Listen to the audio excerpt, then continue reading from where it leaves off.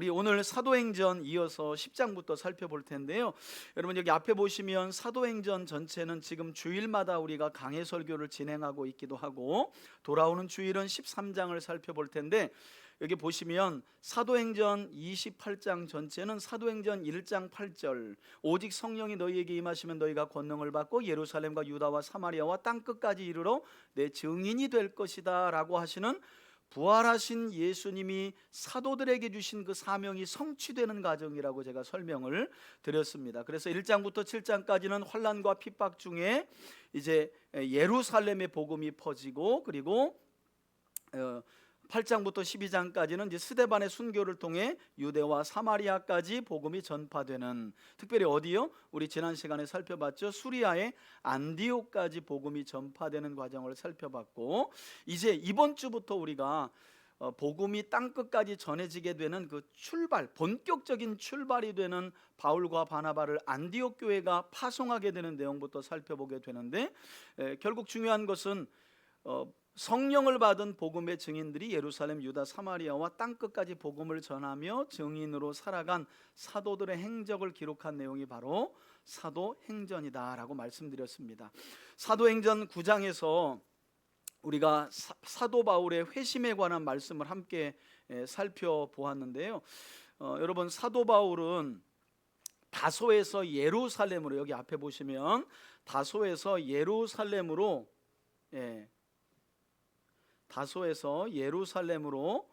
이렇게 유학을 온 사람입니다. 로마 시민권을 가진 사람이었고요.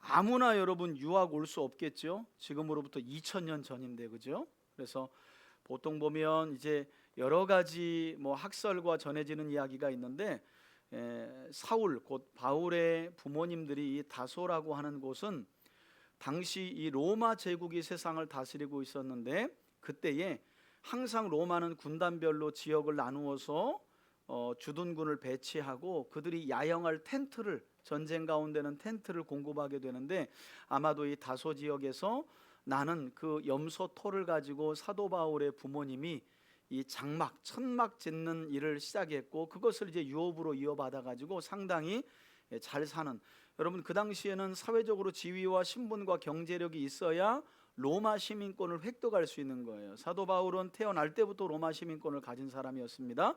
그리고 그들의 부모는 상당히 유대교에 열심히 있는 부모들이죠. 그러니까 번 돈을 가지고 아들을 이렇게 예루살렘에 유학 보내는 거예요. 여러분, 바울이 그 사도행전에 볼 때 바울을 막 여러 면에서 죽이려고 하고 고소하고 사도 바울이 위기를 많이 당하는데, 예루살렘에 있는 유대인들이 사도 바울을 무시하지 못한 게 뭐냐면, 사도 바울은 예루살렘에 와서 그냥 아무 데 나가서 유대교에 심취한 게 아니라 가말리엘 문화라고 하는, 바리새파에 속한 가말리엘 문화라고 하는 가장 유대교 안에서 바리새파 가운데 존경받는 문화생으로 유대교에 입문해 가지고 유대교를 배운 사람입니다. 그래서 그가 사용하는 히브리어 자체도 상당히 고급 히브리어였어요. 그래서 예루살렘에 있는 유대인들이 사도 바울은 헬라파 유대인인데도 함부로 하지 못했던 것을 보게 됩니다.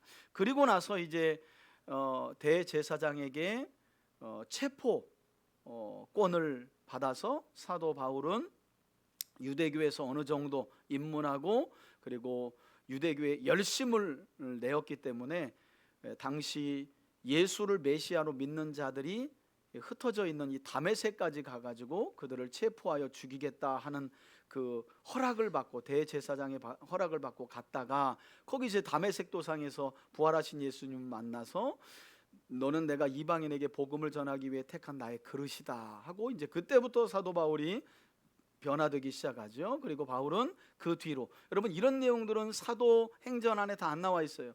갈라디아서나 남은 사도 바울의 서신을 통해서 이렇게 입체적으로 봐야 바울의 행적을 알 수 있습니다. 아라비아로 갔고 갈라디아서에 그 내용이 나와 있고요. 그리고 다시 다메섹으로 돌아오죠. 그리고 예루살렘으로 돌아와서 이제 바나바의 도움을 받아서 사도 바울이 예수를 믿고 회심했다는 내용으로, 그러나 예루살렘 사람들이 막 의심하고 그랬잖아요. 그리고 심지어는 이제 이 회심한 사도 바울을 죽이려고 했던 이 유대교 인들 때문에 바울이 가이사랴로 피신하게 되고, 거기에서 이제 이 기독교 형제들에 의해서 당신 고향으로 좀 가 있으십시오 해서 다소로 가 있게 돼요. 이렇게. 그리고 여기서 여러분 한 10년 가까이 다소 자기 고향에서 바울은 회심한 이후에 한 10년 가까이 다소에서 무명으로 복음을 전하고 있게 됩니다. 그러다가 우리가 잘 아는 사도행전 11장에서 스데반의 일로, 여기 보시면 스데반의 일로 이렇게 비시디아의 수리아까지 가서 복음을 전한 사람들로 인해 안디옥의 복음이 전해지게 되었고, 이방 지역인 안디옥의 복음이 전해졌다는 이야기를 예루살렘 교회가 알게 되고, 그래서 예루살렘 교회에 위로의 사람이라고 하는 바나바를 이렇게 안디옥에 파송하죠. 이렇게 앞에 지도 보시면 예루살렘에서 핍박을 통해 흩어진 사람들에게 구부로도 가고 이쪽 지역도 가는데 결국 안디옥까지 가서 복음을 전했고, 이방 지역에서 헬라인들에게 복음을 전했는데 예수를 구주로 믿는 거예요. 그리고 나서 교회가 세워진 거죠. 그 소식을 예루살렘 교회가 듣고 누굴 보낼 거냐 했을 때, 야, 여기에 이 이방인의 새신자들을 가리킬 만한 사람은 바나바밖에 없다. 그는 위로의 사람이다. 그래서 바나바가 가서 이 이방인 지역에 안디옥 교회가 세워진 것을 보고 누굴 데려오냐면, 지금 10여 년 가까이 자기 고향에서 복음을 전하고 있던 사도 바울을 찾아가서 바울을 다시 안디옥으로 데려와서 사도행전 11장에 보면 1년 동안 바울과 바나바가 안디옥 교회에 모여든 새 가족들에게 말씀을 힘써 가르쳤는데, 이들이 얼마나 말씀대로 살았냐면 불신자들이 그들을 가리켜 뭐라고요? 그리스도인이다, 이렇게 부르기 시작했다는 거예요. 그러니까 여러분, 우리가 참 교인이야, 성도야, 그리스도인이라고 불려진 것은 우리 믿음의 선진들이 정말 말씀대로 살아간 결과물이라는 거예요. 여러분, 그리스도인이라는 건 참으로 영광스러운 이름입니다. 성도잖아요. 거룩한 백성. 그래서 이때부터 안디옥에 있는 제자들이 그리스도인이라고 불려지게 됩니다. 이렇게 사도 바울이 안디옥에 와서 바나바와 함께 하나님의 말씀을 1년 동안 힘써 가르치고 나서 이제 그 교회에 일꾼들이 세워지게 되고요, 선지자와 이제 교사들이 세워지게 되는데, 놀랍게도 이제 우리가 13장으로 가보면 이제 돌아오는 주일날 배울 건데, 안디옥 교회에서 최초의 선교사들을 파송하는 거예요. 그들이 바로 누구냐면 성령의 지시를 따라서 바나바와 바울을 보내게 되는 겁니다. 그러니까 선교사 파송은 우리 생각에서는 예루살렘에서 파송돼야 될 것 같은데 그러지 않았다. 안디옥에서 파송이 됐다. 놀랍죠, 여러분? 예루살렘에서 유대교에서 예수를 메시아로 믿는 것은 복음서까지는 괜찮아요. 그러니까 한 AD 90년 어간까지는 괜찮았는데, 이제 90년이 넘으면서는 요한복음에 보니까, 여러분, 마태, 마가, 누가복음은 AD 70년 이전에 기록되어 있기 때문에 예수를 메시아로 믿는다고 같은 유대인들이 너 저리 가, 너는 출교시킬 거야 라고 말 안 나와요. 그런데 요한복음으로 가보면, 요한복음은 AD 90년 이후에 기록된 복음서 4권 중에 가장 늦게 기록된 겁니다. 그런데 요한복음에 보면 출교당할까 봐 무서워 감히 말하지 못하매, 그러니까 그때부터는 유대교에서 예수를 메시아로 믿으면 유대 사회에서 매장당하는 거예요. 여러분, 출교는 3단계가 있다고 말씀드렸잖아요. 근데 가장 강력한 출교 조치를 하는 거예요. 그러면 2m인가요? 이상 거리를 두어야 되고요, 말을 섞으면 안 되고요, 상거래가 금지됩니다. 어떻게 살아요? 마트 가서 아무것도 못 사는 거예요. 뭘 물어봐도 대답을 안 해요. 그 출교당한 사람과 말을 섞으면 반출교를 당해요. 여러분, 그러면 이제 그 지역에서는 떠나가야 되는 거예요. 그렇게 예루살렘이라는 도시는 강력한 도시예요. 그러니까 이제 나중에 유대교의 핍박이 너무너무 극심하니까 예루살렘에서 예수를 메시아로 믿었던 사람들이 다시 유대교로 돌아가려고 하는 회귀 현상, 이게 여러분 그냥 출교시키는 정도가 아니라 죽이기도 하고 모함도 시키고 매장을 시키니까, 그때 기록된 말씀이 바로 공동서신 안에 있는 히브리서입니다. 유대인들이 말하는 선지자, 모세, 천사, 여호수아, 대제사장, 아론 다 필요 없다. 결국에 그 모든 것은 그림자이고 하나님의 아들 예수가 실체다. 그 예수를 믿었는데 고난이 온다고 다시 유대교로 돌아가냐? 그림자에 불과한데 절대 유대교로 돌아가면 안 된다. 끝까지 예수를 붙들어라. 이게 히브리서가 기록된 목적이에요. 자, 이런 사도 바울의 회심 직후의 여정을 함께 잠깐 살펴봤고요. 오늘은 이제 10장, 이제 복음이 이방인 고넬료의 가정에 임하게 되는 장면인데요. 고넬료의 가정의 회심과 예루살렘 교회의 보고를 이어지는 이 사도 베드로가 하나님의 환상 가운데, 여러분 자꾸 마치 저도 그냥 부교육자 때 그냥 기타 치면서 나래 짠짠 짜자자잔 짠짠 방언 준비하시고 아이고 여러분, 이거 성경도 모르고 그랬어요. 기가 막힐 노릇입니다. 여러분 우리는 하나님이 지금도 환상을 통해 하나님의 계시를 할 수 있어요. 하나님은 그렇게 하실 수 있는데 지금은 환상을 통해 계시하는 시대가 아니에요. 여러분, 구약의 선지자의 예언, 꿈, 그 다음에 이제 환상이잖아요. 이상이라고 하는 환상을 통해 하나님이 하나님의 뜻을 계시하셨고, 그게 이제 사도행전 서두까지죠. 왜냐하면 이때까지는 기록된 말씀, 특별 계시로서의 성경 66권 정경이 없어요. 완성되지 않은 거예요. 두루마리만 수십 수백 권인 거예요. 그리고 나서 AD 90년에 구약 39권이, 396년인가에 신약 27권이 특별 계시로서 완성돼 가지고 더 이상 교회는 계시를 받았다는 말 하지 마, 꿈을 꿨다는 말 하지 마, 환상으로 뭘 봤다는 말 하지 마. 이 성경 66권의 계시로 하나님의 계시는 끝났어. 이게 우리 신앙 고백의 기초인데 자꾸 이상해. 교회 가보면 또 뭘 봤대. 아니, 볼 수 있어요. 감동도 받고, 저도 감동 받아요. 그런데 그걸 성경처럼 하나님의 계시라고 말하면 큰일 나는 거예요. 그럼 이거는 뭐가 돼요? 이거 버려야지. 기도하고 받는 계시를 성경 계시처럼 여기면, 이게 신비주의와 신사도 운동을 하시는 분들이 헷갈려하면서 성도들을 어지럽게 만드는 게 그런 거잖아요. 여러분, 기도하면 감동받죠. 어떤 경우는 하나님의 음성을 들은 것처럼 착각할 때도 있어요. 아니, 진짜 들은 것 같아. 너 그렇게 하지 마. 아니면 넌 이거 해야지.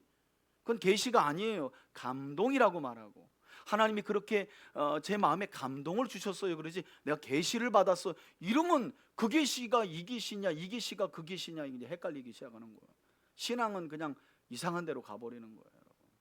그래서 환상을 통해 보여주신 이유는 이때까지는 특별 계시가 없었기 때문에 하나님이 베드로에게 뜻을 전해줘야 되는데, 왜 그래요? 베드로가 2장에서 오순절에 성령을 받고 예수가 구주이심을 믿고 복음까지 전해가지고 3,000명 5,000명이 돌아왔잖아요.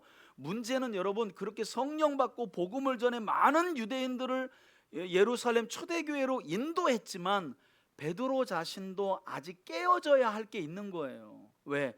베드로는요, 유대인들에게만 예수가 필요하다 이렇게 생각한 거예요. 초대교회 성도들 대부분이 다 그렇게 생각했어요. 돌아오는 주일날 제가 설교 드릴 거지만, 왜 하나님께서 최초의 선교사인 바나바 바울을 예루살렘 교회가 파송하지 않게 하고 안디옥 교회가 파송하게 했는가? 예루살렘에 남아있는 사도들을 중심으로 한 예루살렘 유대인 기독교인들은 아직도 예수는 유대인과만 연결된 메시아지 이방인들에게 예수를 왜 전해? 이런 생각 가운데 있었던 거예요. 그래서 10장에서 보자기가 내려오잖아요. 그렇죠? 보자기가 내려와서 베드로의 그 틀을 확 깨주죠. 아직도 그 율법에 갇혀있는, 여러분, 그러니까 성령 받는다고 우리가 세상에서 살다가 예수 믿고 돌아왔을 때 모든 게 다 끊어진 게 아닙니다. 여러분 그렇게 생각하시면 큰일 나요. 신앙의 연륜이나 나 성령 받고 막 이렇게 여러 가지 체험이 있으니까 나는 어느 정도 됐다고 생각하시면 큰일 나요. 저도 안 됐는데, 저도 그래서 말씀을 듣고 또 깨지고 이렇구나, 이게 하나님의 뜻이 아니구나, 또 깨지는데. 여러분, 그런 작업이 내주하시는 성령님이 하시는 일이에요. 그걸 이제 어려운 신학적인 용어로 성화라고 말합니다. 구원받은 하나님의 자녀는 성화를 이루어요. 어쩌면 베드로는 오순절에 성령 받고 예수가 그리스도이심을 믿었지만 성화의 과정이 필요한 거예요. 베드로에게 필요한 성화의 과정은 뭐예요? 하나님은 만민을 구원하길 원하신다. 이방인들은 지옥의 땔감으로 만든 게 결코 아니다. 너희들 생각을 버려. 율법을 지킨다고 거룩해지는 게 아니야. 거룩은 거룩하신 하나님이 거룩을 입혀주실 때, 의롭게 여겨주실 때 거룩해지는 거다. 이 틀을 벗어내는 거예요. 그 틀을 벗어내는 과정이 이제 가이사랴에 있는 고넬료라고 하는 그 백부장을 만나면서 이제 베드로가 한꺼풀 또 깨져요. 여러분, 그렇다고 베드로가 다 깨지는 거 아닙니다. 아, 이방인들도 하나님의 구원 계획 안에 있구나. 그걸 가지고 이제 11장에 가가지고 예루살렘에 있는 유대인 성도들에게, 사도들에게 내가 봤다, 예수의 복음을 전하는데 회개하는데 우리가 오순절에 받은 그 성령을 그들도 받더라. 방언도 하더라. 그때 방언은 말씀드렸지만 기도 방언이 아니에요. 언어 방언이지. 왜냐하면 베드로는 기도 방언을 받은 일이 없어요. 사도행전 2장에서 언어 방언만, 성령이 임하시고 나타난 증거로 언어 방언만 봤는데, 고넬료의 가정에도 성령이 임했는데 똑같이 언어 방언이 나타나니까 우리가 오순절 때 받았던 성령이나 이 성령이나 같은 성령이구나, 이렇게 깨달은 거죠. 그걸 이제 예루살렘 교회에 올라가가지고 유대인 성도들에게 크게 열심으로 가르치는 거예요. 그리고 그들이 이제 수라가지고 그리고 하나님께 영광 올려드리잖아요. 이게 10장 11장 내용입니다. 이제 눈으로 확인하겠습니다. 자, 10장의 말씀 보겠습니다. 이미 우리가 주일날 설교로 들었기 때문에. 베드로야 일어나 잡아먹으라 하거늘. 10장. 가이사랴에 고넬료라 하는 사람이 있으니 이달리아 부대라 하는 군대의 백부장이라. 그가 경건하여 온 지방과 더불어 하나님을 경외하며 백성을 많이 구제하고 하나님께 항상 기도하더니. 여러분, 지금까지 고넬료는 유대교에 속한 겁니다. 그러니까 로마의 백부장인데 유대를 다스리러 온 거잖아요. 수하의 100명을 지휘하는 백부장인데, 이 사람이 와서 유대를 지배하는 데 보니까 이 사람들의 삶이 상당히 경건하고 거룩한 거예요. 여러분, 율법대로 산다는 것에 대한 거부감이 복음주의에 속한 우리 안에 있는데 그렇지 않습니다. 여러분, 유대인들이 상당히 경건합니다. 전 세계에서 구제를 제일 많이 하는 게 유대인들이에요. 도네이션이라고. 그래서 미국에 있는 기업가들이, 이 굵직한 기업가들이 대부분 다 유대인들이잖아요. 죽기 전에 절대 그들은 자녀에게 안 죽고 죽어요. 사회에 다 환원하고 끝내는 거지. 왜? 율법의 핵심이 구제거든요. 구제. 그래서 이 백부장 고넬료가 유대 지역에 와서 다스리는데, 유대인들이 뭐 얘기하는데 여호와라고 말하고 여호와의 말씀을 따라 거룩하게 산다는데 자기들하고 달라. 그래서 유대교를 받아들인 것으로 보여요. 그래서 기도도 유대인들이 믿는, 그러니까 피지배 국가 백성인 유대인들이 믿는 하나님을 믿어버린 거예요, 이 사람이. 근데 아직 뭘 몰라요? 예수를 몰라요. 하나님을 알고 하나님의 말씀을 따라 그도 경건하게 많이 구제하고 기도도 했다는 거예요. 여러분, 기도와 구제는 마태복음 5장 6장을 보시면 은밀한 중에 하나님이 갚으신다고 하는 3대 의에 들어가잖아요. 금식, 기도, 구제, 3개잖아요. 너희는 은밀한 중에 하면서 3가지가 나오잖아요. 이게 율법의 핵심이거든요. 그걸 이방인인 고넬료가 하고 있었던 거예요. 하나님이 다 지켜보신 거죠. 자, 그래서 하나님은 고넬료를 구원하시기로 작정하세요. 이제 먼저는 고넬료에게 하나님이 환상을 통해 보여주십니다. 하루는 제9시쯤 되어 환상 중에 밝기 보매 하나님의 사자가 들어와 이르되 고넬료야 하니, 고넬료가 주목하여 보고 두려워 이르되 주여 무슨 일이니까? 천사가 이르되 내 기도와 구제가 하나님 앞에 상달되어 기억하신 바 되었으니. 여러분, 성경을 읽을 때 이게 헷갈리죠. 고넬료가 단번에 주여 누구십니까? 그러니까 우리가 부르는 주님하고 고넬료가 부르는 주님하고 똑같이 생각해. 아니에요, 여러분. 그냥 뭔가 신적인 음성이 들렸는데 누구십니까? 이렇게 반응을 했다고 생각을 하셔야 돼요. 주여 그러니까 부르자마자 고넬료가 워낙 또 경건하고 구제도 많이 하고 기도하니까 하나님의 음성을 알아보고 주님 이렇게 불렀다는, 그게 아닙니다. 여러분, 부활하신 주님의 음성을 들은 건데 신적인 음성이 들리니까 깜짝 놀라가지고 주여 이렇게 부른 거예요. 누구냐고 물어본 거예요. 그때 이제 하나님이 너의 기도와 구제를 다 기억하고 있다라고 말씀하신 거죠. 내가 지금 사람들을 윳바에 보내어 베드로라 하는 시몬을 베드로를 청하라. 불러와라. 그는 무두장이 시몬의 집에 유숙하니 그 집은 해변에 있다 하더라. 마치 마르던 천사가 떠나매 고넬료가 집안 하인들과 부하 가운데 경건한 사람 하나를 불러 이 일을 다 이루고 윳바로 보내니라. 여러분, 여기 보면 고넬료가 얼마나 이 일을 특별하게 여겼는지 알겠죠? 특별히 수하에 있는 사람들 가운데 경건한 사람들을 불러 무두장이 시몬의 집에 거하는 베드로를 청합니다.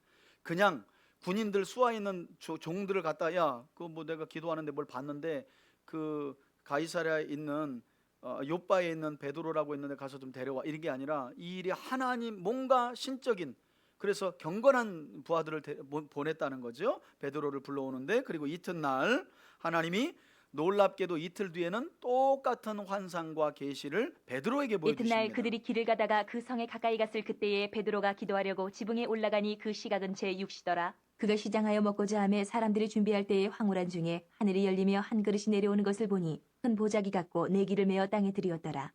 그 안에는 땅에 있는 각종 네 발 가진 짐승과 기는 것과 공중에 나는 것들이 있더라. 또 소리가 있으되 베드로야 일어나 잡아먹으라 하거늘 베드로가 이르되 주여 그럴 수 없나이다. 속되고 깨끗하지 아니한 것을 내가 결코 먹지 아니하였나이다 한데, 또 두 번째 소리가 있으되 하나님께서 깨끗하게 하신 것을 내가 속되다 하지 말라 하더라. 이런 일이 3번 있은 후 그 그릇이 곧 하늘로 올려져 가니라. 여러분, 아직까지 베드로는 단순히 그냥 레위기 11장과 신명기 14장에 나오는 음식 규례에 관한 어떤 하나님의 계시로 알아듣고 있어요. 왜냐하면 레위기 11장과 신명기 14장인가요? 아무튼 음식 규례가 2번 반복되는데, 거기 보면 땅에 기는 것, 또 땅에 있는 짐승 가운데, 또 바다에 있는 것 가운데 새들, 공중에 나는 새들 중에 먹어야 될 것과 먹지 말아야 될 것이 나누어지죠. 이걸 이제 유대인들은 코셔라고 말해요. 그래서 그 음식 규례에 관한 말씀이 있는데, 자기는 유대인으로서 한 번도 레위기 11장에 말씀하고 있는 먹지 말라고 하는 부정한 음식을 입에 댄 일이 없는데, 기도하는데 보자기에 쌓여져서 내려오는 건 전부 다 부정하여 먹지 말라고 한 율법에, 그게 내려와서 먹으라. 어이구, 저는 코셔가 아니면 안 먹었는데요, 태어날 때부터 지금까지. 하나님 그렇게 말하죠. 내가 먹으라고, 내가 거룩하다고 하는데 왜 네가 속되다고 말해. 아직까지 베드로는 음식 문제인 줄 알아요. 이게 지금 이방인의 구원 문제를 하나님이 다루고 계신 거예요. 내가 구원하기로 작정했는데 유대인들인 니들이 뭐라고 부정하다고 유대인들을 생각하냐, 이걸 이제 깨우쳐 주시는 거예요. 음식 요 환상을 통해서. 베드로가 17절. 본 바 환상이 무슨 뜻인지 속으로 의아해하더니 마침 고넬료가 보낸 사람들이 시몬의 집을 찾아 문 밖에 서서 불러 묻되 예, 그때 딱 도착한 겁니다. 베드로라는 시몬이 여기 유숙하느냐 하거늘 베드로가 그 환상에 대해 생각할 때에 성령께서 그에게 말씀하시되 두 사람이 너를 찾으니 일어나 내려가 의심하지 말고 함께 가라. 내가 그들을 보내었느니라 하시니 베드로가 내려가 그 사람들을 보고 이르되 내가 곧 너희가 찾는 사람인데 너희가 무슨 일로 왔느냐. 그들이 대답하되 백부장 고넬료는 의인이요 하나님을 경외하는 사람이라 유대 온 족속이 칭찬하더니 그가 거룩한 천사의 지시를 받아 당신을 그 집으로 청하여 말을 들으려 하느니라 한데 베드로가 불러들여 유숙하게 하니라. 그러니까 베드로도 기도하는 중에 환상 또 성령의 어떤 계시를 보지 않았더라면 전혀 엉뚱한 일로 보였을 텐데, 기도하는 중에 너무 하나님께서 세밀하게 인도하시니까 고넬료가 보낸 사람들을 자기 집으로, 일단 무두장이 시몬의 집으로 들인 거죠. 그리고 나서 이튿날 일어나 그들과 함께 갈새 요바에서 온 어떤 형제들도 함께 간다. 가이사랴로 간 겁니다. 이튿날 가이사랴에 들어가니 고넬료가 그의 친척과 가까운 친구들을 모아 기다리더니 여러분, 고넬료가 보통 사람 아니죠. 그냥 개인적으로 경건하고 구제 많이 하고 기도 많이 하는 사람 아닙니다. 왜냐하면 이 고넬료가 베드로를 청하러 사람들을 보내고 난 뒤에 한 행동이 뭐예요? 가족하고 친지하고 가까운 사람들을 싹 다 불러 모은 거예요. 왜? 구원받아야 되니까, 생명의 복음을 전해야 되니까. 예, 그래서 다 모아놓은 거예요. 자, 그 옛날 가나안의 첫 성이 뭐죠? 가나안 땅의 첫 성 여리고를 무너뜨릴 때 기생 라합이, 예, 그죠? 자기 가족들 친지들을 다 그 집에 모아놨다고 그랬잖아요, 그죠? 자, 마침 베드로가 들어올 때에 고넬료가 맞아 발 앞에 엎드려 절하니 베드로가 일으켜 이르되 일어서라 나도 사람이라 하고 더불어 말하며 들어가 여러 사람이 모인 것을 보고 이르되 유대인으로서 이방인과 교제하며 먼저 가까이 하는 율법을 것이 거론하죠. 위법인 줄은 너희도 알거니와 하나님께서 내게 지시하사 아무도 속되다 하거나 깨끗하지 않다 하지 말라 하시기로 부름을 사용하지 아니하고 왔노라. 묻노니 무슨 일로 나를 불렀느냐. 예, 이제부터 이제 베드로가 율법 안에 갇혔던 사고와 편견과 고정관념을 하나하나 깨뜨리기 시작해요. 너희들도 율법 너도 당신도 유대 지역에서 백부장을 하니까 우리 유대인들이 율법을 잘할 거 아니냐. 유대인들은 절대 이방인들하고 같이 말도 안 섞고 밥도 안 먹고 그 집에 들어가지도 않는다. 그런데 주님이 내가 지시하사 아무도 속되다 하거나 깨끗하다 하지 않다 하지 말라 하시기로 내가 왔다. 그런데 왜 불렀냐 이렇게 하는 거죠. 고넬료가 이르되 내가 나흘 전에 이맘때까지 내 집에서 제 구시에 기도를 하는데 환상을 갑자기 한 사람이 이야기합니다. 빛난 자기가 옷을 본 입고 내 앞에 환상을. 서서 말하되 고넬료야 하나님이 내 기도를 들으시고 내 구제를 기억하셨으니 사람을 요바에 보내어 베드로라는 시몬을 정하라. 그가 바닷가 무도장이 시몬의 집에 유숙하니라 하시기로 내가 곧 당신에게 사람을 보내었는데 오셨으니 잘하였나이다. 이제 우리는 주께서 당신에게 명하신 모든 것을 듣고자 하여 다 하나님 앞에 있나이다. 베드로가 입을 열어 말하되 내가 참으로 하나님은 사람의 외모를 보지 아니하시고 각 나라 중 하나님을 경외하며 의를 행하는 사람은 다 받으시는 줄 깨달았도다. 아, 여러분 이거 아주 놀라운 겁니다. 베드로가 다시 말씀드립니다. 이때는 이미 성령 받은 이후입니다. 성령 받은 이후에, 그러니까 여러분 진리의 영의 내주하심의 충만함을 우리가 매 시간 매일 간구해야 될 게 뭐냐면 진리의 영은 오셔서 하나님의 말씀을 생각나게 하고 이렇게 깨닫게 하셔요. 그러니까 여러분 믿음이 어느 정도 교회 다니다 멈췄다는 건 지금 내주하시는 성령의 충만함 가운데 못 살고 있기 때문이에요. 왜? 우리 안에 내주하시는 성령은 계속해서 하나님의 그 기쁘신 뜻을 생각나게 하시고 가르쳐 주시고 깨닫게 하십니다. 베드로처럼. 그래서 이제야 알았다는 거예요. 하나님을 경외하는 누구든지 하나님은 다 받으시고 구원하신다는 사실을. 36절 만유의 주 되신 예수 그리스도로 말미암아 화평의 복음을 전하사 이스라엘 자손들에게 보내신 말씀 곧 요한이 그 세례를 반포한 후에 갈릴리에서 시작하여 온 유대에 두루 전파된 그것을 너희도 알거니와 하나님이 나사렛 예수에게 성령과 능력을 기름 붓듯 하셨음에 그가 두루 다니시며 선한 일을 행하시고 마귀에게 눌린 모든 사람을 고치셨으니 이는 하나님이 함께 하셨습니다. 아멘. 우리는 유대인의 땅과 예루살렘에서 그가 행하신 모든 일의 증인이라. 그를 그들이 나무에 달아 죽였으나 하나님이 사흘 만에 다시 살리사 나타내시되 십자가의 죽음과 부활에 대한 설명이죠. 모든 백성에게 하신 것이 아니요 오직 미리 택하신 증인 곧 죽은 자 가운데서 부활하신 후 그를 모시고 음식을 먹은 우리에게 하신 것이라. 우리에게 명하사 백성에게 전도하되 하나님이 살아있는 자와 죽은 자의 재판장으로 정하신 자가 곧 이 사람인 예수님을 말하죠. 것을 증언하게 하셨고 그에 대하여 모든 선지자도 증언하되 그를 믿는 사람들이 다 그의 이름을 힘입어 죄 사함을 받는다 하였느니라. 예, 여러분 베드로가 전한 건 예수 그리스도가 하나님의 약속대로 이 땅에 죄인을 구원하러 오신 메시아다, 그리스도다.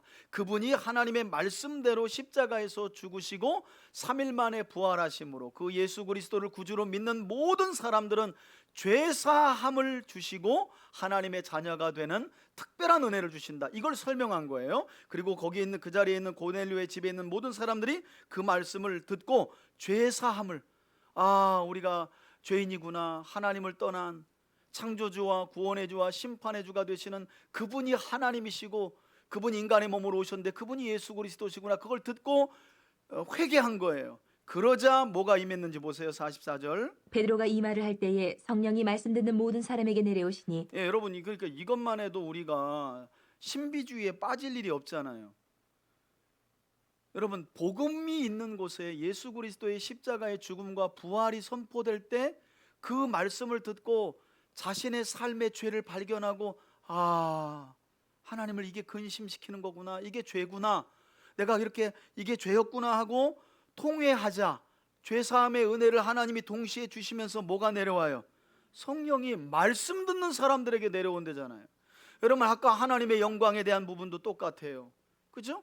지금도 우리는 성령을 받으려면 뭔가 그냥 쿵짝짝 하고 분위기를 올려야 하고 어디 부흥회를 가야 하고 마음 잡고 기도원에 가야 하고.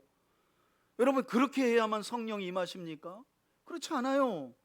이방인 고넬료의 집에 가서 베드로가 전한 건 예수 그리스도의 십자가의 죽음과 부활입니다. 그 생명의 복음 앞에 그들이 반응하자. 우리가 그분이 예수님이었구나, 우리가 그분을 죽였구나, 우리가 죄인이구나. 그러다 성령이 오신 거예요. 성령이 임하신 거예요. 자, 45절. 베드로와 함께 온 할례 받은 신자들이 이방인들에게도 성령 부어 주심으로 말미암아 놀라니 깜짝 놀라죠. 베드로와 함께 경건한 형제 6명이, 그들은 모두가 유대인 그리스도인이에요. 그러니까 베드로까지 7명이거든요. 7명이 현장에서 베드로가 전하는 복음을 보고 있었는데 고넬료의 집에 모인 친구들과 친척들 모두가 성령을 받은 거예요. 그러니까 깜짝 놀란 거예요. 왜? 하나님의 영, 예수님, 성령은 유대인들과만 상관 있다고 생각했는데 이방인들에게 그 결과가 또 증거가 있죠. 46절. 이는 방언을 말하며 하나님 높임을 들음이러라. 예, 여러분 여기에서 방언은 아까 말씀드린 것처럼 언어 방언으로 봐야 되는 거예요. 왜냐하면 베드로가 경험한 방언은 뭐밖에 없어요. 사도행전 2장에 다른 언어로 말하기 시작하더라. 성령을 받았을 때 그 방언밖에 경험한 게 없어요. 근데 중요한 건 이 방언으로, 그러니까 다른 언어로 말하기 시작하는 것과 하나님을 높이는 것이 하나예요. 하나. 이걸 나누면 안 돼요. 그럼 복음을 전하는 거, 하나님을 찬양하는 거, 이게 하나님을 높이는 하나라는 거예요. 하나. 다른 게 아니라. 자, 47절. 이에 베드로가 이르되 이 사람들이 우리와 같이 성령을 네, 또 말하잖아요. 우리와 똑같은 성령을 받았는데 누가 세례 베풀기를 금할 수 있겠느냐? 받았으니 누가 능히 물로 세례 베품을 금하리요 하고 명하여 예수 그리스도의 이름으로 세례를 베풀라 하니라. 그들이 베드로에게 며칠 더 머물기를 청하니라. 예, 아멘. 그러니까 말씀이 얼마나 달면 고넬료의 집에 모여 있는 사람들이 저 베드로 사도요, 오늘 가지 마시라고 며칠만 더 계셔서 예수 그리스도의 복음, 그분이 예루살렘에 오셔서 어떤 일을 하셨는데요, 조금 더 들려주세요, 그랬다는 거예요. 여러분, 그들이 누구였습니까? 성령 받은 사람들이었다니까요. 그러니까 성령 받은 사람들에게 나타나는 증거는 자꾸 드러나가지고 눈 감고 뭘 자꾸 말하는 게 아니라, 그런 은혜도 있지만 말씀을 더 듣고 싶어 하는 거예요. 왜 그래요? 여러분, 진리의 성령이 와 계시면 진리를 생각나게 하고 진리를 깨우친대잖아요. 그런데 왜 자꾸 진리의 성령이 왔는데도 딴 거를 구해요? 딴 거를. 그러니까 성령님이 할 일이 없어. 일자리를 잃었어. 우리 안에 와 계셔가지고 자꾸 뭘 보여달라 그러고 뭐 어떤 권능만 자꾸 추구해. 그 제자 훈련할 때 제가 말씀드리잖아요. 성령은 파워이기는 하시나, 여러분 영어 성경에 보면 성령을 it이라고 말하지 않는다니까요. 여러분, 성령을 능력으로만 생각하면 영어 번역은 it이라고 그래야 돼. it, 그것. 성령이 어떻게 그것이에요? 성경은 하나같이 성령하면 he라고 말해요. 그분. 인격이 인격. 능력은 그분 안에 있는 것이고, 복음이 전파되는 현장에 성령이 복음이 사실이고 진리임을 드러내기 위해서 능력을 나타내시지요. 근데 우리는 복음에는 관심이 없고 능력에만 관심이 있으니까 성령이 일자리를 잃었다니까요. 복음이 바르게 전해져야 성령이 역사하시잖아요. 하나님이 영광을 받으시고. 그런데 교회들이 그걸 잃어버린 거예요. 그냥 오로지 이적과 표적과 기적, 내가 원하는 것들. 한번 돌아볼 필요가 있죠. 자, 이 사실을 이제 베드로가 예루살렘 교회에 올라가서 전파합니다. 11장.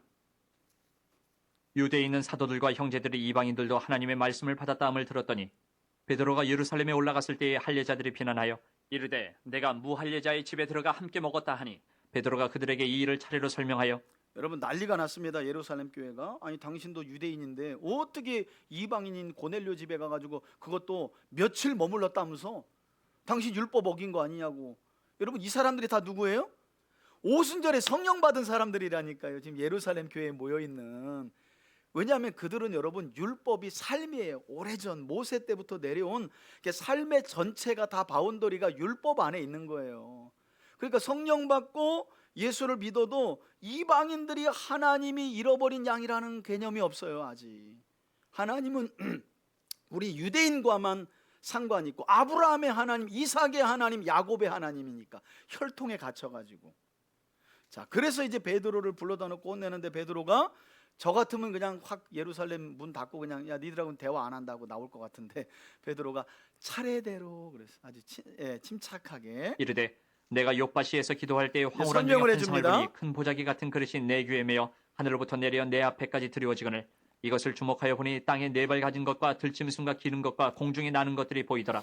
또 들으니 소리 있어 내게 이르되 베드로야 일어나 잡아먹으라 하거늘 내가 이르되 주님 그럴 수 없나이다. 속되거나 깨끗하지 아니한 것은 결코 내 입에 들어간 일이 없나이다 하니, 또 하늘로부터 두 번째 소리 있어 내게 이르되 하나님이 깨끗하게 하신 것을 내가 속되다고 하지 말라 하더라. 이런 일이 세 번 있은 후에 모든 것이 다시 하늘로 끌려 올라가더라. 세 번은 강력한 하나님의 메시지라는 걸 베드로도 실제로 경험했고 전파한 거죠. 마침 세 사람이 내가 유숙한 집 앞에 서 있으니 가이사랴에서 내게로 보낸 사람이라. 성령이 내게 명하사 아무 의심 말고 함께 가라 하시매 이 여섯 형제도 나와 함께 가서 그 사람의 집에 들어가니 그가 우리에게 말하기를 천사가 내 집에 서서 말하되 내가 사람을 욥바에 보내어 베드로라 하는 시몬을 청하라. 그가 너와 내 온 집이 구원받을 말씀을 내게 이르려 함을 보았다 하거늘 여러분, 그래서 고넬료가 자기 집에 들어오는 베드로 앞에 마치 예수님을 영접하듯 그 발 앞에 엎드리고 가족들을 다 모아놓은 이유가 뭐예요? 그가 오면, 앞선 10장에는 안 나와 있지만 고넬료는 성령의 음성을 들었어요. 환상을 통해. 뭐라고요? 내일 이후에 네가 청하여 너희 집에 도착할 베드로는 너에게 그리고 너희 집안에 구원받을 하나님의 말씀을 전파할 사람이다. 그래서 구원받기 위해서 친척들을 싹 모아놓은 거예요. 여러분, 우리도 올해 이렇게 해야 된다니까요. 구원받을 하나님의 말씀 앞으로 데려와야 합니다. 데려와야 합니다. 내가 말을 시작할 때 성령이 그들에게 임하시기를 처음 우리에게 하신 것과 같이 하는지라. 예, 고넬료 가정에서 있었던 일을 설명하는 거죠. 내가 주의 말씀에 요한은 물로 세례를 베풀었으나 너희는 성령으로 세례를 받으리라 하신 것이 생각나노라. 그런즉 하나님이 우리가 주 예수 그리스도를 믿을 때에 주신 것과 같은 선물을 그들에게도 주셨으니 성령을 내가 말하죠. 누구에게 하나님을 능히 맡겠느냐 하더라. 그들이 이 말을 듣고 잠잠하여 하나님께 영광을 돌려 이르되 그러면 하나님께서 이방인에게도 생명 얻는 회개를 주셨도다 하니라. 자, 여러분, 아까 18절 말씀을 듣고 제가 통독 전에 영광에 관해 말씀드린 것과 생각해 보면 딱 맞죠. 그죠? 왜 예루살렘 이 유대인 그리스도인들이 조금 전만 해도 막 베드로를 잡아 먹을 것처럼 너 이방인의 집에 가가지고 너 율법 어겼어 이랬는데 설명을 딱 듣고 나서는 뭐 했대요? 고넬료의 가정에 있는 이방인들이 예수 그리스도를 알고 믿어서 성령 받았다니까 하나님께 뭘 돌려요? 영광 돌리잖아요. 그게 하나님의 영광이라니까요. 그 세상의 영광과 하나님께서 받으시는 영광은 이렇게 갭 차이가 있어요. 그러니까 우리 기도 똑바로 해야 됩니다. 여러분들이 잘 되시는 게 하나님께 기쁨이 되죠. 그러나 그것을 하나님의 영광이라고 말하는 건 조심스럽다는 거예요. 우리가 잘 되면 우리 영광이지. 내가 잘 되니까, 내가 뭐 잘 사니까.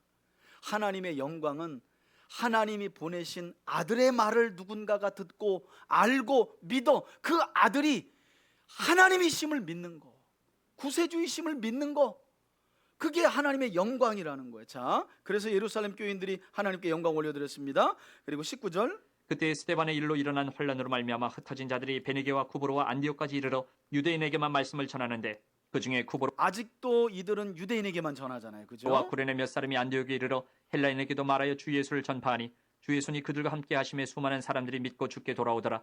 예루살렘 교회가 이 사람들의 소문을 듣고 바나바를 안디옥까지 보내니 그가 이르러 아까 하나님의 설명 다 은혜를 보고 드렸지요? 기뻐하여 모든 사람에게 굳건한 마음으로 주와 함께 머물러 있으라 권하니 바나바는 착한 사람이여 성령과 믿음이 충만한 사람이라 이에 큰 무리가 주께 더하여지더라. 여러분, 예루살렘 교회는 베드로도 있습니다. 예수님의 친동생 야고보도 있었습니다.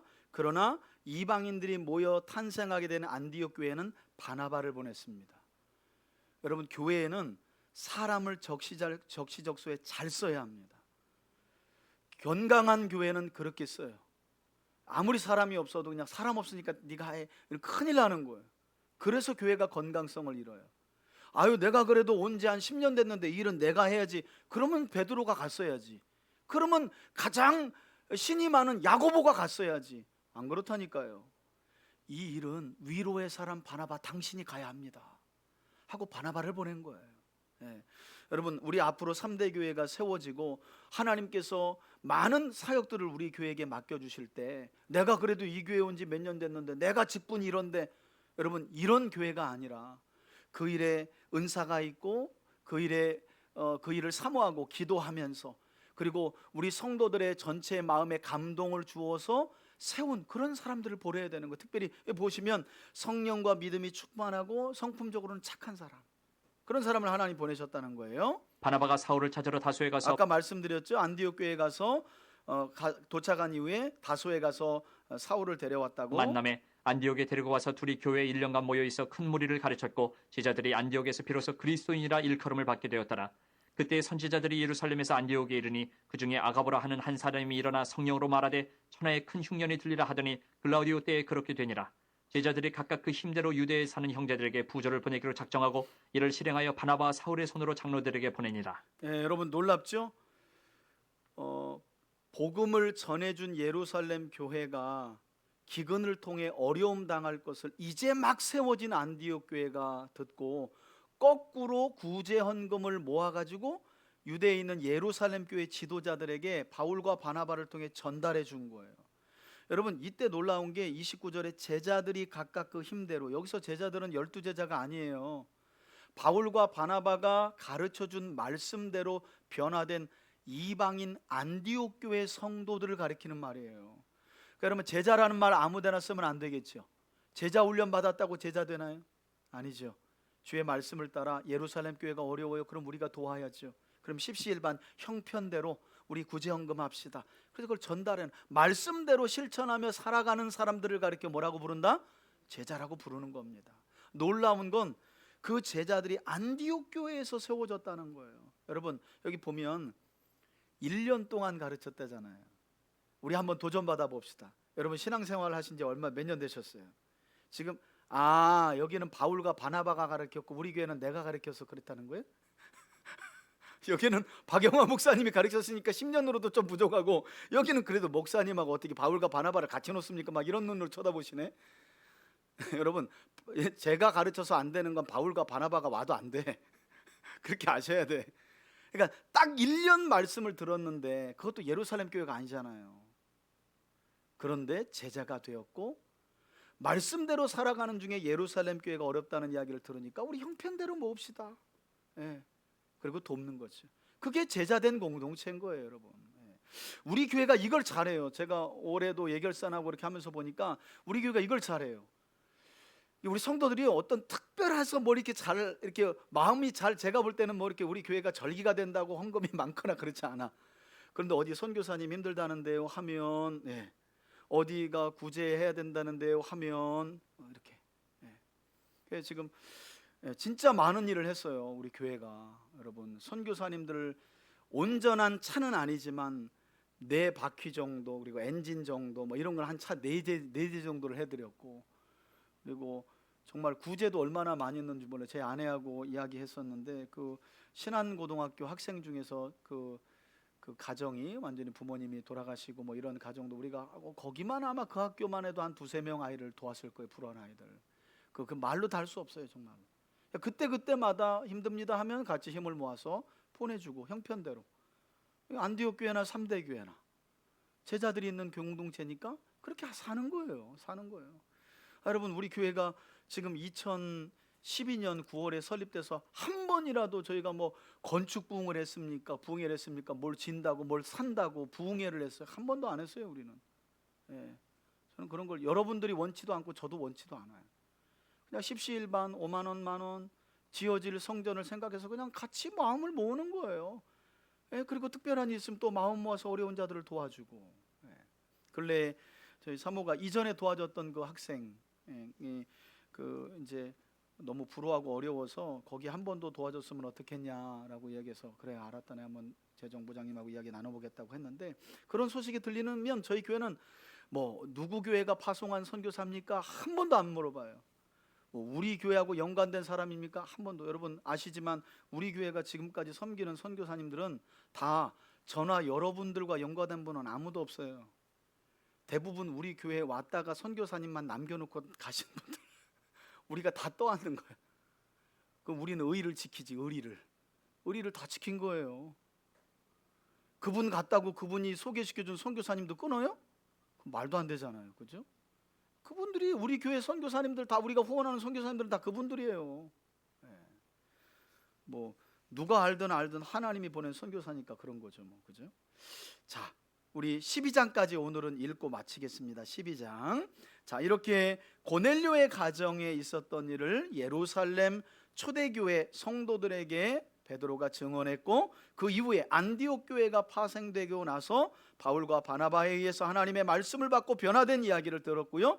그리고 그 사이에 이제 땅끝을 향한 선교가 본격적으로 시작되기 전에 예루살렘에 있었던 또 다른 환난, 핍박이 12장에 우리 지난주에 들었었습니다.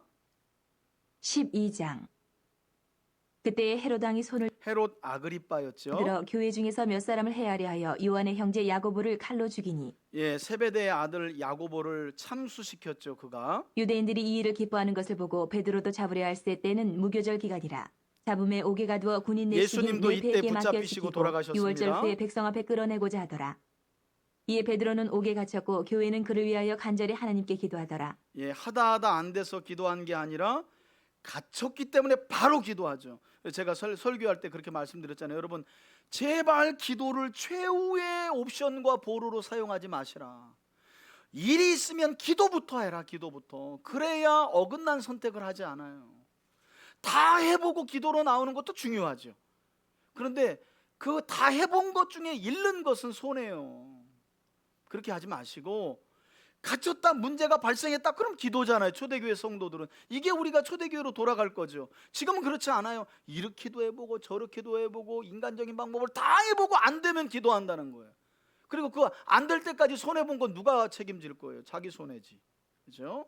기도는 헤롯이 최후의 보루가 잡아내려고 하는 아닙니다. 그 전날 밤에 베드로가 두 군인 틈에서 두 쇠사슬에 매어 누워 자는데 파수꾼들이 문 밖에서 옥을 지키더니 호련히 주의 사자가 나타나며 옥중의 광채가 빛나며 또 베드로의 옆구리를 쳐 깨워 이르되 급히 일어나라 하니 쇠사슬이 그 손에서 벗어지더라. 천사가 이르되 띠를 띠고 신을 신으라 하거늘 베드로가 그대로 하니 천사가 또 이르되 비몽사몽간에 있는 겉옷을 입고 베드로를 따라오라 깨웁니다. 하되 베드로가 나와서 따라갈새 천사가 하는 것이 생시인 줄 알지 못하고 환상을 보는가 하니라. 초소 이에 여러 개를 첫째와 둘째 지나죠. 파수를 지나 시내를 통한 쇠문에 이르니 문이 저절로 열리는지라. 나와서 한 거리를 지나며 천사가 곧 떠나더라. 그때 이에 베드로가 베드로가 정신이 들어 이르되 깨집니다. 내가 이제야 참으로 주께서 그의 천사를 보내어 나를 헤롯의 손과 유대의 백성의 모든 기대에서 벗어나게 하신 줄 알겠노라 하여 깨닫고 마가라 하는 요한의 어머니 마리아의 집에 가니 여러 사람이 거기에 모여 기도하고 있더라. 베드로가 대문을 두드린데 로데라 하는 여자아이가 영접하러 나왔다가 베드로의 음성인 줄 알고 기뻐하여 문을 미처 열지 못하고 달려 들어가 말하되 베드로가 대문 밖에 섰더라 하니 그들이 말하되 내가 미쳤다 하나 여자아이는 힘써 말하되 참말이라 하니 그들이 말하되 그러면 그의 천사라 하더라. 베드로가 문 두드리기를 그치지 아니하니 그들이 문을 열어 베드로를 보고 놀라는지라. 베드로가 그들에게 손짓하여 조용하게 하고 주께서 자기를 이끌어 옥에서 나오게 하던 일을 말하고 또 야고보 형제들에게 이 말을 전하라 하고 떠나 다른 곳으로 가니라. 나르셈의 군인들은 베드로가 어떻게 되었는지 알지 못하여 적지 않게 소동하니 헤롯이 그를 찾아도 보지 못하매 파수꾼들을 신문하고 죽이라 명하니라. 헤롯이 유대를 떠나 가이사라로 내려가서 머무니라. 여러분, 여기 보시면 제가 말씀드렸죠. 그죠? 초대교회 성도들이 옥에 갇힌 베드로를 위해서 기도하고 나타난 베드로를 보고 믿지 않았던 건 기도하고 나서 안 믿은 게 아니라 당연히 베드로가 순교당할 것으로 여기고 그렇게 기도했기 때문에. 그래서 그 앞뒤 문맥도 안 보고 기도해놓고 믿음이 없어가지고 안 믿고 이게 여러분 말은 참 논리적으로 와닿고 우리에게 은혜는 되는데 초대교회 성도들은 그렇지 않아요. 앞선 4장과 5장에 보시면 이미 베드로와 요한이 갇혔을 때 주께 기도하는 내용이 나옵니다. 풀려나고 나서 담대히 주의 복음을 전하게 하시고 그들이 복음을 전할 때 표적과 기사와 병든 자 낫고 귀신 떠나가고 이런 역사를 이루어 주옵소서 그랬더니 땅이 흔들리고 성령이 충만하게 임했다. 초대교회 성도들은 그렇게 강력했어요. 이게 뭐 기도해놓고 안 믿었다 이런 내용이 아니고 또 한 가지는 여기 보면 베드로가 풀려나고 나서 마리아의 집에 도착했을 때 모든 자기가 풀려나고 하나님이 도와주신 이야기를 한 뒤에 뭐라 그래요? 이 이야기를 예루살렘 교회 있는 형제들과 야고보에게 이야기하라 그러죠. 그러니까 여러분 여기서 보면 예루살렘 교회의 지도자가 두 축으로 나누어져 있는 걸 볼 수 있어요. 하나는 우리가 수제자라고 하는 베드로, 그리고 하나는 예수님이 부활하신 뒤에 예수님을 믿게 된 예수님의 친동생 야고보. 이 야고보가 이제 15장에 가면 이방인들의 구원의 문제를 가지고 많은 문제가 일어났을 때 정리했던 야고보입니다. 우리 성경의 공동서신에 야고보서를 기록한 그 야고보로 알려져 있죠. 그래서 낙타분읍이라고 하는 별명을 가졌는데 여기 보면 베드로가 또 다른 수장인 야고보에게, 여러분 시간이 흐르면 우리는 이제 복음서를 기억하니까 베드로가 첫 번째, 그 다음에 예수님의 친동생 야고보가 두 번째일 것 같지만 그렇지 않아요. 공동서신으로 가보면 공동서신의 배열을 보면 제일 먼저 뭐가 나와요? 베드로 전후서전에 뭐가 나와요? 야고보서가 먼저죠. 예수님의 친동생 야고보를 초대교회는, 그러니까 말하자면 야고보가 총회장, 베드로가 부총회장, 그리고 요한이 총무 뭐 이렇게 되는 거예요. 그래서 이 공동서신의 배열은 사도의 권위를 따른 순서입니다. 순서. 그래서 야고보가 제일 앞으로 나와 있다. 뭐 그럴 수밖에 없죠, 그죠? 예수님과 혈육이고. 여러분 야고보는 워낙 유대교회 안에서도 존경받는 사람이었어요. 별명이 낙타무릎이야. 낙타무릎. 무릎 꿇고 기도를 얼마나 많이 했으면 우리 여기 김태현 권사님 지금 무릎에 염증 생겨가지고 지금 기부스 했는데, 하나님이 치료해 주시기를. 그래서 별명이 낙타무릎이에요. 낙타무릎. 얼마나 무릎을 많이 꿇었으면. 그가 예수님의 살아생전 때는 예수를 메시아로 안 믿었어요. 그러나 부활하신 뒤에는 자기 육신의 형인 예수가 메시아라는 사실을 받아들이고 회심하고 예루살렘 교회 안에서 어느덧 베드로보다 더 위로 올라갑니다. 그래서 공동서신에 가보면 베드로 전후서보다 야고보서가 맨 앞에 있는 것을 보게 된다. 자, 이렇게 그 사실을 알려라 하고 베드로는 다른 곳으로 떠나가서 가이사랴로 갔다 그래. 유대를 떠나서 가이사랴로 다른 곳으로 갔다 그러고, 그 사이에 베드로를 잡아 죽이려고 했던 헤롯 아그리빠가 가이사랴로 내려가서 있게 된 일을 제가 이미 설교했기 때문에 그냥 듣겠습니다. 20절. 헤롯이 두로와 시돈 사람들을 대단히 노여워하니 그들이 지방의 왕국에서 나는 양식을 먹는 까닭에 한 마음으로 그에게 나아와 왕의 침소 맡은 신하 블라스도를 설득하여 화목하기를 청한지라. 헤롯이 나를 택하여 왕복을 입고 단상에 앉아 백성에게 연설하니 백성들이 크게 부르되 이것은 신의 소리요 사람의 소리가 아니라 하거늘 헤롯이 영광을 하나님께로 돌리지 아니하므로 주의 사자가 고치니 벌레에게 먹혀 죽으니라. 하나님의 말씀은 흥왕하여 더하더라. 바나바와 사울이 부조하는 일을 마치고 마가라는 요한을 데리고 예루살렘에서 돌아오니라. 아멘, 아멘. 이렇게 앞서 11장 말미에 보면 안디옥 교회가 예루살렘 교회의 어려운 이야기를 듣고 구제연금을 바울과 바나바를 통해 보냈는데, 오늘 다시 12장 말미에 보니까 그들이 예루살렘에 구제연금을 전하고 돌아온 이야기로, 요 이야기가 앞뒤, 요걸 이제 샌드위치 구조라 그래요. 요 이야기를 앞뒤에다 놓고 가운데 이야기, 베드로 야고보의 순교, 베드로의 투옥, 그러나 하나님이 그들을 어떻게 구원하셨는지, 그리고 복음을 전하는 자들을, 하나님께 속한 자들을 죽이려고 했던 헤롯 아그리빠를 어떻게 심판하여 죽이셨는지, 그래서 복음의 능력이 어떻게 드러났는지를 우리에게 설명하는 겁니다. 오늘은 여기까지 우리 함께 말씀을 듣고요, 함께 좀 기도했으면 좋겠습니다. 첫 번째 기도 제목이 나와 있죠. 첫 번째 우리 기도할 것은, 첫째, 하나님은 이방인들이었던 로마 백부장, 이방인이었던 로마 백부장 고넬료의 기도와 구제를 받으시고 의로운 행위를 기억하셨다고 말씀합니다. 우리 시간 기도할 때 하나님, 주님의 뜻이 이루어지기를 위하여 간구하는 우리의 기도와 말씀에 순종하여 행하는 타인을 돕는 우리의 의로운 행위를 주님은 다 기억하시는 줄 믿습니다. 그리고 은밀한 중에 갚으시는 은혜와 복을 우리와 우리 가정과 교회 공동체 안에 충만하게 내려달라고, 그런 삶을 살아가는 우리가 되게 해달라고 우리 주여 한번 부르며 간절하게 한번 기도합시다. 주여, 할렐루야. 살아계신 아버지 하나님 감사합니다.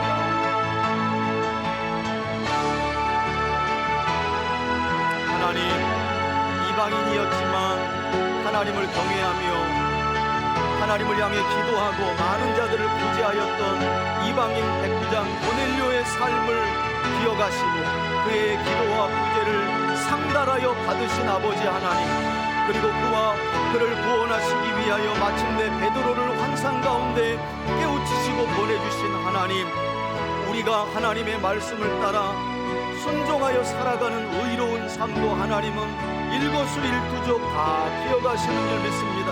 심지어는 우리의 마음과 생각도 읽으시고 그것을 상달하여 받으시며 복으로 갚아주시는 하나님을 찬양합니다. 주님, 고넬료의 기도와 구제를 받으시고 그에게 놀라운 구원의 은혜를 베풀어 주셨던 아버지 하나님, 이 자리에 있는 우리의 기도를 받으시고 말씀을 따라 살아가며 순종하는 우리의 의로운 행위를 받으시며 주여, 이 시간 우리에게도 크신 은혜와 은총을 더하여 주시기를 원합니다. 기도하는 하나님의 사람들의 삶의 가정에 은혜와 복을 채워주시고 성령의 충만함도 더하여 주시옵소서. 하나님은 모든 것을 기억하십니다. 하나님의 말씀에 순종하여 살아가는 삶을, 그것이 사람들은 기억하지 아니할지라도 하나님은 하나님 앞에 상달되는 모든 의로운 행위와 기도를 받으시는 줄 믿사오니 주여, 말씀을 따라 순종하여 살아가는 삶을 포기하지 않게 하여 주시고 어려운 이들을 향한 기도를 내려놓지 않게 하여 주시고 고난 중에 있는 이들을 위한 기도를 멈추지 않게 하여 주심으로 말미암아 하나님, 우리의 의로운 행위를 상달하여 받으시며 갚으시는 하나님의 은혜 안에 살게 하여 주옵소서. 그런 우리가 되어지길 원합니다. 주여, 은총을 더하여 주옵소서. 하나님, 하나님 더하여 주옵소서. 하나님, 채우시고 갚아주실 줄 믿습니다. 하나님께서 다 기억하실 줄 믿습니다. 아멘, 아멘, 아멘. 두 번째 기도 제목입니다. 하나님은 예수 그리스도의 십자가 복음을 듣고 돌이켜 회개한 고넬료와 그의 집에 모인 사람들에게 오순절에 임하신 성령을 동일하게 부으셨습니다. 우리 시간 기도할 때 하나님, 주의 말씀을 받는 이들에게 차별 없이 부어주셨던 성령의 충만한 은혜를 이 시간 우리에게도 내리워 주옵소서. 그리고 우리가 진실한 증인의 삶을 살아가게 해달라고, 그런 우리 가정과 교회가 되게 해달라고 우리 주여 한번 부르며 간절히 기도합니다. 주여, 살아계신 하나님 아버지,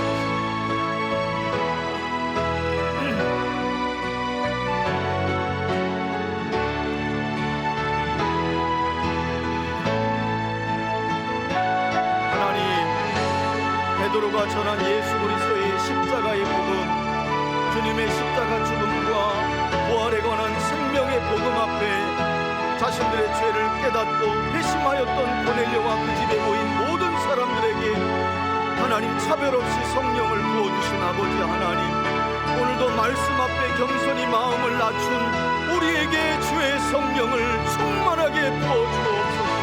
성령님, 마음을 겸손하게 낮추어 주 앞으로 나아가는 우리에게 성령의 내주하심의 충만함을 부어주옵소서. 진리의 성령님, 우리 가운데 계심을 믿습니다. 그리스도의 말씀을 생각나게 하시고 깨닫게 하시고 예수가 하나님이심을 믿고 살아가게 하시는 성령 하나님, 우리 안에 내주하심을 믿습니다. 충만케 하여 주옵소서. 차별 없이 예수를 그리스도라 믿는 자들에게 임하셔서 충만한 은혜로 함께 하시는 성령님, 이 자리에 있는 우리 성도들에게 충만한 은혜를 내리워 주시옵소서. 내주하심의 충만한 은혜를 경험하게 하여 주옵소서. 우리 가운데 와 계신 성령님의 은혜를 간구하고 내주하시는 성령의 충만함 가운데 살아가는 우리와 우리 가정과 교회 공동체가 되게 하여 주옵소서. 차별 없이 부어주시는 성령님, 우리 안에 와 계심을 믿습니다. 주님 예수를 알게 하시고 예수를 바르게 믿어 하나님께 영광 올려드리는 우리와 우리 가정과 교회 공동체가 되게 하여 주옵소서. 그런 우리 삼대교회가 되길 원하고 하나님 성령의 충만함 가운데 참된 증인의 삶을 살아가는 우리 교우들이 되기를 원합니다. 주여, 은총을 더하여 주옵소서. 은총을 더하여 주옵소서. 아멘, 아멘. 세 번째 기도 제목입니다. 안디옥 교회 성도들은 바나바와 바울이 가르치는 주의 말씀을 따라 순종하며 제자의 삶을 살았고 불신자들로부터 그리스도인으로 불려졌다고 성경은 말씀합니다. 이 시간 기도할 때 하나님, 주의 말씀에 온전히 순종하여 진실된 제자의 삶을 살아가는 우리와 우리 가정이 되게 하시고, 그로 인해 우리도 우리 주변 사람들에게 참된 그리스도인으로 인정받아 하나님의 영광을 드러내는 우리가 되게 해달라고 우리 주여 한번 부르며 간절하게 기도하겠습니다. 주여, 하나님 아버지, 진리의 성령의 내주하심의 충만함 속에 주의 말씀을 따라 살아가는 이들에게 세상 사람들은 그리스도인이라 부른다고 성경은 말씀합니다. 안디옥 교회 성도들이 가르침받은 말씀을 따라 살아갈 때 불신자들로부터 세상 사람들로부터 그리스도인이라 불려졌다고 성경은 말씀합니다. 주님께 속한 자의 삶을 살아가는 우리가 되게 하여 주시고, 언제 어디서 누구와 있든 우리의 정체성이 그리스도인임을 잊지 않게 하여 주옵소서. 내가 그리스도인임을 자부하게 하시고 그리스도인의 정체성과 사명을 기억하며 살아갈 수 있도록 도와주옵소서. 우리의 생각의 변화가 있게 하시고 우리의 언어의 변화가 있게 하시고 우리가 좋아하고 추구하는 것들의 변화가 있게 하여 주시고 우리의 행동의 변화가 있게 하시고 우리 삶의 목적의 변화가 있게 하여 주셔서 누가 보아도 우리가 그리스도께 속한 사람임이 명확한 삶을 살아갈 수 있도록 주여 은총을 베풀어 주옵소서. 우리 성도들의 가정이 하나님께 속한 그리스도인의 가정이 되게 하시고 우리 성도들의 사업장이 그리스도인의 사업장이 되게 하시고 우리 자녀들이 그리스도인 가정의 자녀로서 건실하게 자라갈 수 있도록 은총을 더하여 주옵소서. 그리스도인이라 불려짐을 부끄럽지 않게 여기는 우리가 되게 하여 주시고, 우리 스스로가 그리스도인임을 자랑스럽게 여기며 살아갈 수 있도록 주님 도와주옵소서. 제자의 삶을 살아가는 우리가 되길 원합니다. 주님 함께하여 주옵소서. 아멘, 아멘, 아멘. 마지막으로 우리 기도 제목입니다. 2026년 우리 교회 비전 기억하시죠? 말씀은 삶의, 영혼은 주님께. 여러분, 주의 말씀대로 영광 올려드리는 삶의 열매가 영혼입니다.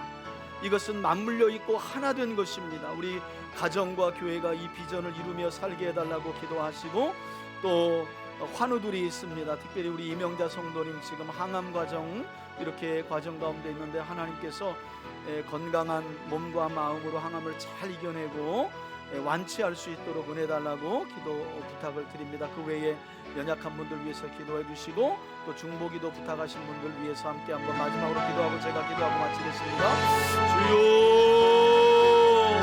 아버지 하나님, 말씀은 삶의, 영혼은 주님께. 2026년 우리 상대교회 비전입니다. 하나님, 담임 목사로부터 우리 주일학교 학생들에게 이르기까지 2026년 한 해는 하나님의 말씀이 우리 삶에 온전히 녹아져 열매 맺되 영혼의 열매를 맺어 아버지 하나님께 온전히 영광 돌리는 귀한 삶을 살게 하여 주옵소서. 하나님을 알게 하고 하나님을 믿게 함으로 하나님의 영광이 드러나는 줄 믿습니다. 우리와 우리 가정과 교회 공동체를 통하여 많은 영혼들이 그리스도를 알고 그리스도를 믿어 하나님께 영광을 올려드리는 우리 교회와 가정이 되게 하여 주옵소서. 하나님, 우리 이명자 성도님을 기억하여 주시고 항암의 모든 과정 중에 영육의 강건함을 더하여 주시옵소서. 지치지 않게 하여 주시고 하나님이 주시는 새 힘으로 항암의 모든 과정을 이겨내게 하여 주옵소서. 우리 서도순 장로님, 하나님께서 영육의 강건함을 더하여 주시고 배의 모든 종양이 깨끗이 치료하시는 하나님의 은혜로 사라질 수 있도록 인도하여 주옵소서. 하나님, 우리 전상훈 집사님, 하나님 이제 손가락 힘줄 깨끗하게 봉합되고 나을 수 있도록 도와주시옵소서. 우리 김재풍 집사님 온전한 치유를 위하여 기도하오니 주께서 회복 가운데 함께하여 주시고, 이제 다음 주에 수술받게 되는 우리 사모님에게도 하나님께서 남다른 은혜로 도와여 주시고, 수술을 집도하는 의사의 손길과 가정과 모든 회복의 과정 중에 주님 은혜로 함께하여 주옵소서. 하나님 도와주시옵소서. 하나님, 믿음이 연약한 지체들이 있습니다. 삶의 어려운 문제를 만나 고난 중에 있는 지체들이 있습니다. 그들을 기억하여 주시고 회복시켜 주시옵소서. 구원의 은혜로 함께하여 주시옵소서. 주님 도와주옵소서. 아멘, 아멘. 제가 기도하겠습니다. 하나님 아버지, 오늘도 사도행전의 말씀을 통해 환난과 핍박 중에 전파된 하나님의 복음의 능력, 그리고 차별 없이 예수 그리스도의 십자가의 복음 앞에 반응한 이들에게 부어주시는 놀라운 성령의 은혜에 관한 말씀을 듣고 성령 충만의 은혜를 사모케 하신 주님을 찬양합니다. 주님, 진리의 성령님의 내주를 그리스도 예수를 믿는 우리 안에 허락하여 주셨사오니 매일매일의 삶을 살아가며 성령 충만 간구하게 하시고, 내주하시는 성령께서 그리스도를 알게 하시고 그리스도를 믿게 하시며 가르치시고 주의 말씀을 생각나게 하실 때에 깨달은 말씀을 따라 살아감으로 믿음의 삶을 통해 하나님께 영광 올려드리는 우리가 되게 하여 주시고, 우리 3대 교회에 속한 모든 교인들이 세상 사람들에게, 주변 사람들에게 그리스도인으로 불려져 하나님께 또 다른 영광을 올려드릴 수 있도록 인도하여 주옵소서. 하나님, 연약함과 어려움 중에 또 고난 중에 하나님을 붙들고 기도하는 이들이 있습니다. 주여 도와주옵소서. 구원의 은혜를 베풀어 주옵소서. 기도에 응답하여 주옵소서. 감사드리며 예수 그리스도의 이름으로 기도합니다. 아멘. 이제는 우리 주 예수 그리스도의 은혜와 하나님 아버지의 사랑과 성령의 교통하심이 차별 없이 그리스도 예수를 믿는 자들에게 성령을 부어주시되 예수를 알게 하시고 믿어 하나님께 영광 올려드리게 하시는 하나님의 이 놀라운 섭리를 믿고 깨달으며 그와 같은 삶을 살아가기로 결단하는 우리 교우들 머리머리 위에 이제로부터 영원토록 함께 계실지어다. 아멘.